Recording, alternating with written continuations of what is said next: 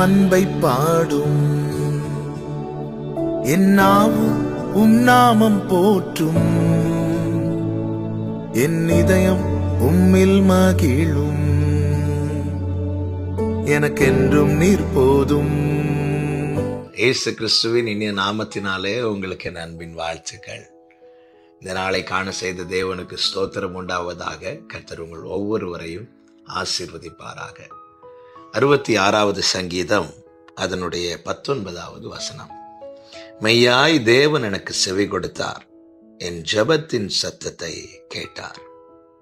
கர்த்தருடைய பரிசுத்த நாமத்திற்கு மகிமை உண்டாவதாக. தாவீது சொல்லுகிறார், என் ஜெபத்தின் சத்தத்தை கேட்டார், மெய்யாய் தேவன் எனக்கு செவி கொடுத்தார் என்று. எத்தனை பேருக்கு இந்த சாட்சியை சொல்ல முடியும்? கர்த்தர் நம்முடைய ஜெபத்தின் சத்தத்தை கேட்கிறாரா? நமக்கு செவி கொடுக்கிறாரா? இங்கே சொல்லப்பட்டிருக்கிறது அதனுடைய 18வது வசனத்துல, என் இருதயத்தில் அக்கிரம சிந்தை கொண்டிருந்தேனானால் ஆண்டவர் எனக்கு செவி கொடார். 17வது வசனத்துல தாவீது சொல்லுகிறார், அவரை நோக்கி என் வாயினால் கூப்பிட்டேன், என் நாவினால் புகழப்பட்டார். இப்படி சொல்லிவிட்டு தான் 18வது வசனத்திலே சொல்லுகிறார், என் இருதயத்தில் அக்கிரம சிந்தை கொண்டிருந்தேனானால் ஆண்டவர் எனக்கு செவி கொடார்.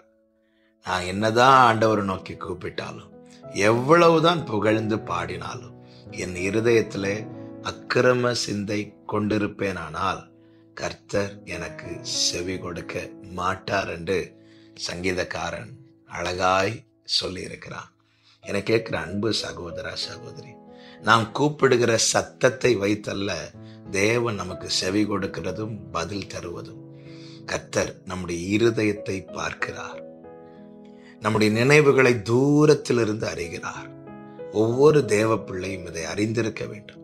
என் இருதயத்தில் நான் அக்கிரம சிந்தை கொண்டிருந்திருப்பேனானால் கர்த்தர் எனக்கு செவி கொடுக்க மாட்டார்.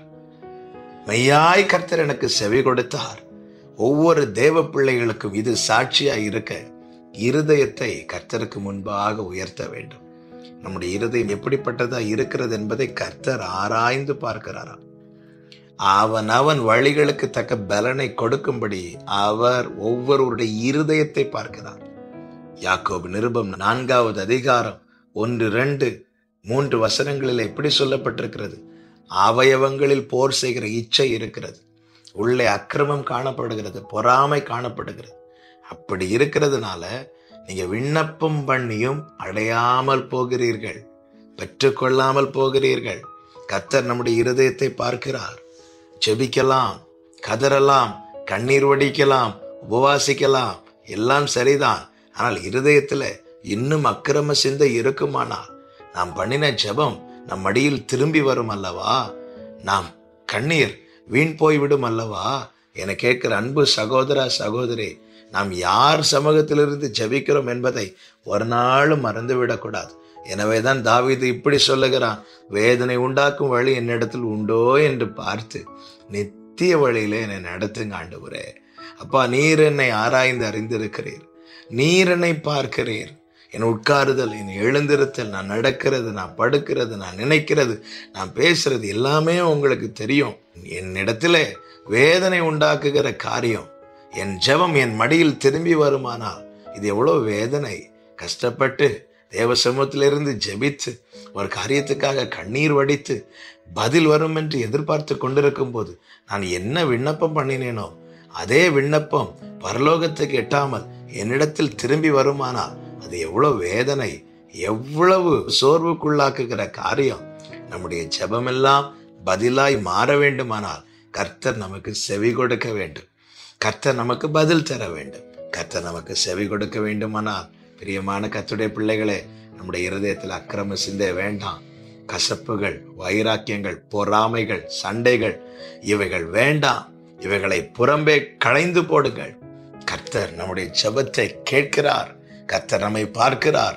மெய்யாய் தேவன் எனக்கு செவி கொடுத்தார் என்பது நாம் ஒவ்வொருவருடைய சாட்சியாய் இருப்பதாக. நம்முடைய ஜெபத்தை தள்ளாமலும் தமது கிருபையை நம்மை விட்டு விலக்காமலும் இருக்கிற தேவனுக்கு ஸ்தோத்திரம் உண்டாவதாக. நல்ல தகப்பனே, எங்கள் இருதயத்தை நீர் ஆராய்ந்து அறிந்திருக்கிறீர். ஆண்டவரே, நீங்க ஜெபிக்க வைக்கிறீங்க. எங்களுக்குள்ள அக்கிரம சிந்தை இருக்குமானால் தயவாய் அதை அப்புறப்படுத்துவீராக. உம்முடைய இரத்தத்தால் கழுவி தூய்மையாக்கி மெய்யாய் தேவன் எனக்கு செவி கொடுத்தார் என்பதை எங்கள் ஒவ்வொருவருடைய சாட்சியாகவும் இருக்கும்படி ஜெபிக்கிறோம். அப்படியே நடத்துங்கப்பா. இயேசு கிறிஸ்துவின் நாமத்தில் பிதாவே, ஆமென்.